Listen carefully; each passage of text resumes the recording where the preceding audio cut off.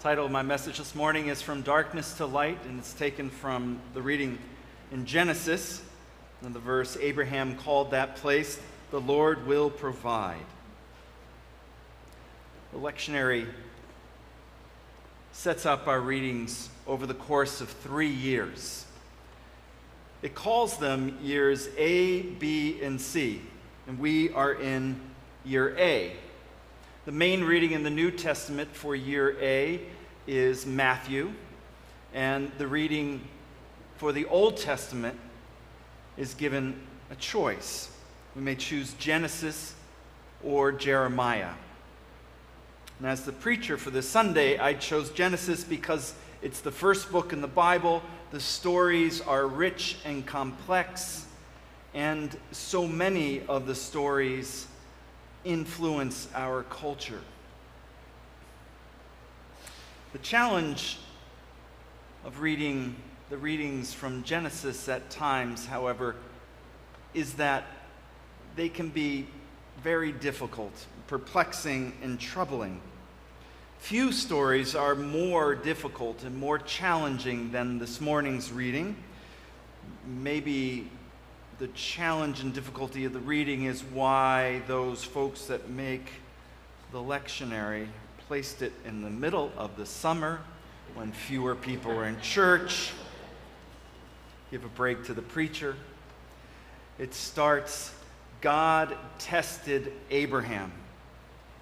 He told him, "Take your son, your only son, Isaac, and offer him as a sacrifice to me."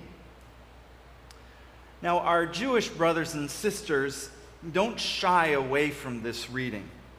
It is read on the second day of Rosh Hashanah, one of the holiest days in the Jewish calendar, and at the time that marks the beginning of the Jewish New Year.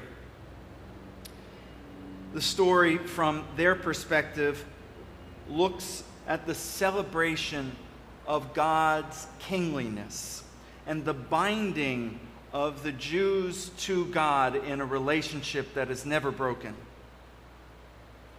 Our Muslim brothers and sisters read it on Eid al-Adha, one of the holiest days in their calendar.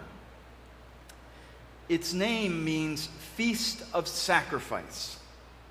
The Muslim tradition focuses on the willingness of Abraham to sacrifice his son as an act of submission to God's command. The Christian view really has two branches. One tends to lean toward sacrifice, but in a different point of view than the Muslim viewpoint. As Christians, we cannot help but hear John 3:16 when this reading is read. In the John reading, it reads, "For God so loved the world that he gave his only Son. He gave Jesus as a sacrifice to save all who believe in him." The story of the sacrifice of Isaac parallels the story of the sacrifice of Jesus. God's willing to give his only Son to save humanity. The second branch, the second understanding in Christian tradition, looks at it a bit differently. As we heard in the reading, it starts out with, God tested Abraham. God wanted to see if Abraham is up to the task, is worthy of being the father of the religion. In fact, as I mentioned last week, of 3 religions. Does Abraham measure up? So we needed to test him to see if he was obedient. God wanted to know if Abraham trusted God. He had some cause. If you've read enough of the book of Genesis, Abraham does and doesn't follow exactly what God wants most of the time up until now. I want to send you to the land. Well, it looks like the land's having a hard time. We'll go down to Egypt. Okay, you're going to the land of Egypt. Well, it's going to be a little dangerous there for me. Sarah, tell them you're my sister. There's this tendency in Abraham not to quite follow what God wants. God promises him a son with Sarah. Well, but Hagar looks a little more fertile these days. This is Abraham. It's tough. So God tests him. That's what we're seeing out of this tradition. He wants to see if he's willing to commit to God the promise of the future. Is he willing to offer his son, his only son? What is most important to Abraham? Is he willing to offer that to God? Abraham showed that he was willing to sacrifice his son. The uncomfortable bit of the story is God's request. God asked Abraham to kill his son. God asked Abraham to commit violence and to kill to please him.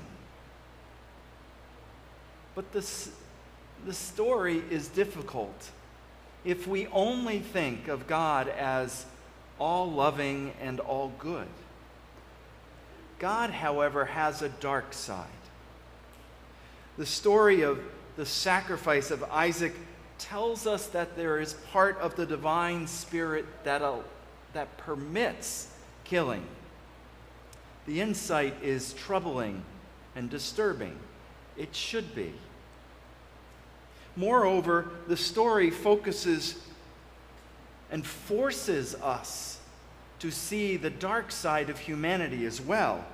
Abraham does not refuse God. There are others, we can think of Moses, who refuse God over and over again. Abraham says, here I am. Okay, I want to take your son. I want you to take your son and kill him, to offer him to me. Abraham knew what that meant. He knew that the offering meant killing his son. He doesn't question God. He doesn't sit back there and say, now wait a minute, God, we had to wait a long time to get this son, and Sarah's going to be a little upset with me that I've gone off and killed my son here. And what will we do? What will happen to my inheritance? All those issues that were so important to him now are not. They don't even rise. He just says, he doesn't say anything. He simply gets up the next day and leaves with his son. Abraham's dark side is his willingness to sacrifice his son, and it is just as troubling. It is our dark side. There is a part of the human spirit that allows killing as well. The story, however, tells us more. The dark side does not succeed. God stops Abraham, and Abraham stops. The crucial aspect of the story is that both stop. Darkness does not rule, even though both God and Abraham go right up to the very edge of violence. The dark side of the divine and humanity do not win out. Goodness, grace, and love overcome darkness. What do we make of the testing of Abraham? We can identify with the Jewish teaching. We can see it as binding ourselves to God. We can identify with the Muslim teaching as well. We can see it as a willingness to submit ourselves to God's will. We can also see it as foreshadowing Christ's sacrifice on the cross. Or we can look at it from another viewpoint. The testing of Abraham is an exploration of our dark side. It explores the question of limits. How harshly do we punish our children for their mistakes? How much do we punish ourselves for the wrongs that we have done? How far do we go to show our love for God? When do we say no? When do we say that is enough? Limits on our actions are important for us to consider. You and I may think that we have the question of limits under control, that they are not a problem for us. I would like you to consider, however, the famous experiment from the middle of last century. The Milgram experiment conducted at Yale immediately after World War II tested people's obedience to someone in authority. It put people's personal conscience in conflict with authority. If you're not familiar with the experiment, average people from the streets of New Haven were brought in, of all walks of life. They were asked to participate in an experiment. There were two people. One sat down at a control panel, was given a set of questions to ask the other person.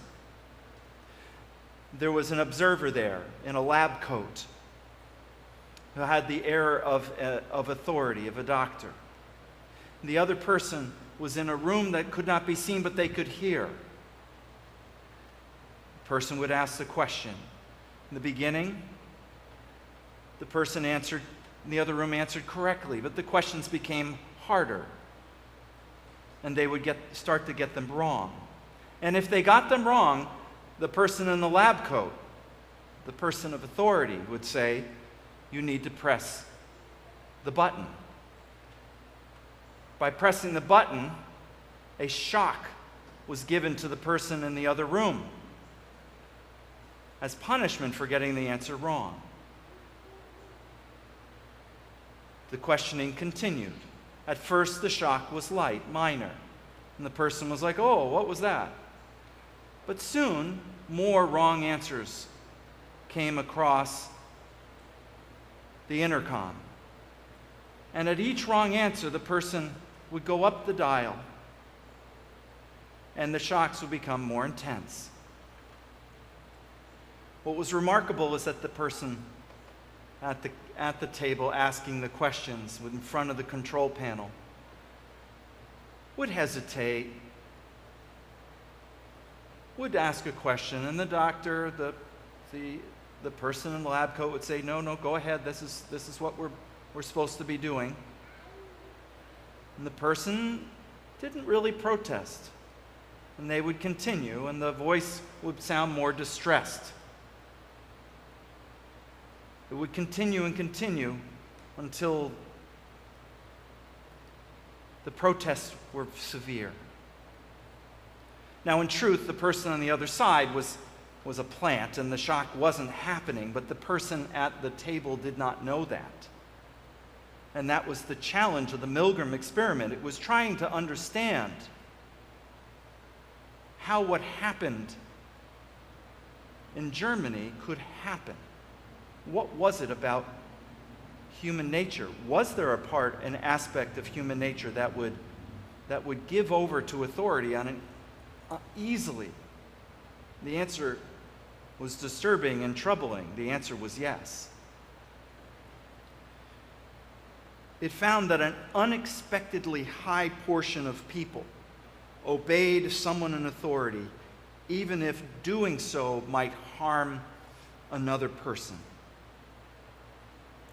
We all have a dark side by which we can do things that are disturbing and troubling. It is best for us to admit it, stare into the darkness, and use goodness, grace, and love to conquer it.